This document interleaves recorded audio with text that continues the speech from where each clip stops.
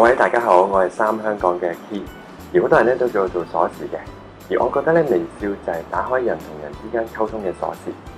咁喺我日常工作上面咧，我每一日都會用微笑去招待我嘅客人，而一個友善嘅微笑咧，可以方便我同客人加深印象啦，方便打開話題，最重要係令到我可以了解客人嘅需要。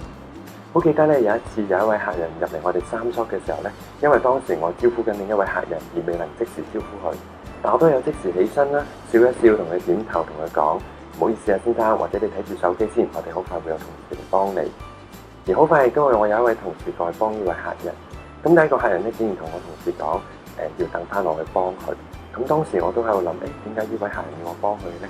當我處理好我手頭上嘅工作時候，我去呢個客人嘅身邊同佢點頭笑一笑，同佢講唔好意思啊，頭先怠慢咗你，咁啊有咩幫到你？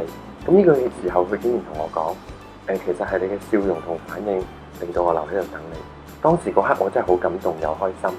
而最後呢位客人咧當然同我簽咗單啦，仲介紹埋啲朋友嚟揾我添。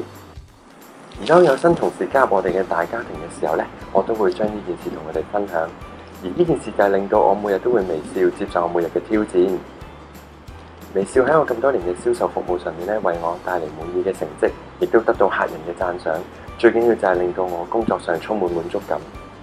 而最後咧，我希望大家明白到微笑工作好處多，健康活力笑呵呵，加油！